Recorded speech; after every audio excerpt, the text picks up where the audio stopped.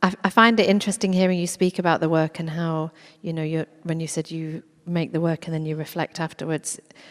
I love that that's also, I guess, how your process works as well. You're not really overthinking it. You just, you go with the flow, and it's all very organic. And when I was looking at some of your work in the studio, I was asking you, how much are you mapping this out and how much planning goes into it? Because on one hand, they look like they could be meticulously planned and mapped, but then on the other hand, the work also feels organic and all those things that you just said. And when you explained to me about your process is much more organic.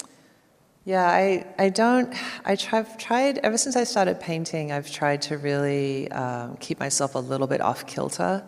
I really enjoy making in a state of like a little bit of trepidation, because I don't quite know what's going to happen.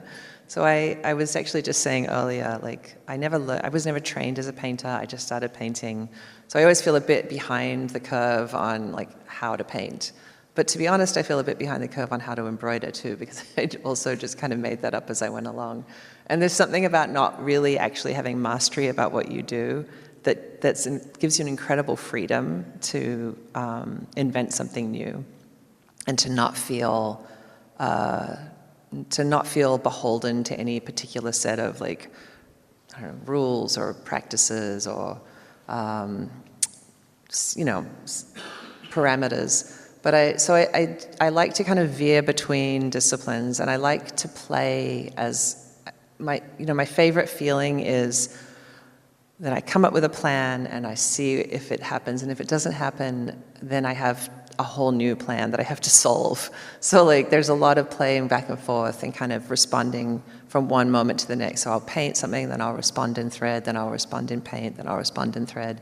And it goes back and forth until it feels resolved. But there's no process that is formulaic, for sure. But you're creating a constant dialogue within the process and challenging yourself as well. And I think that's why the work feels so rich, because you allow space for yourself to make mistakes or do something that's not perhaps how you'd imagined it. Yeah. But then you're also questioning it as you go. Yeah. And I think the result is, you sort of create tension on the surface of the canvas, because that dialogue and those moments of tension between the mediums, it becomes palpable. And I think that's an interesting feeling to be able to create within the work as well. Well, I think I didn't study art until graduate school. My undergraduate degree was in history, and although my dad's a painter, I wasn't really taking art classes. But I did, when I finally did study art, I was in my mid-20s, and I got my graduate degree at Rutgers in New Jersey. And not all of them, but a lot of the professors there were second-wave feminist artists. Martha Rossler, Joan Semmel, Emma Amos. And the thing that they gave me that was so crucial, I think, to sort of my formation as an adult artist was this kind of skepticism. So I'm a very earnest artist. Like I'm not ironic, I'm not sarcastic, there's no distance. I'm really feeling everything I'm feeling. But I have a little bit of skepticism with everything I do. So I'm painting, and I'm painting my feelings, but I'm also kind of like, come on, you're painting my feelings. Like I'm embroidering, but everything's a little bit off kilter, and I think that was kind of a gift that I was given, so that I'm earnest but able to kind of hold enough back to kind of give a certain play back and forth between the materials, where they get to like poke fun at each other and deflate each other, or maybe lift each other up, or make something new with each other.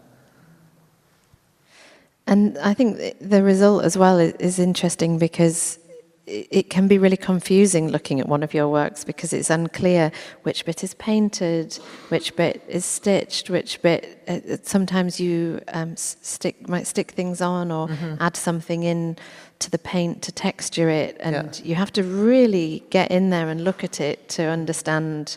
And sometimes for me, who's not an artist, I never understand. And I love that as well. I love the mystery that you create. Yeah, I like playing with the paint and playing with the thread. And for example, like trying to make the paint behave like thread or the thread behave like paint. I like to make the paint look like it was done slowly and the thread look like it was done quickly. So there's a kind of again, like I keep coming back to this word playfulness, but it's actually a really great word for making because it gives you a kind of permission to see what happens and not feel like to not feel too heavy and see where something goes. And I think that the times that I've tried to be too kind of programmatic or serious about my work, it's always just been left very flat.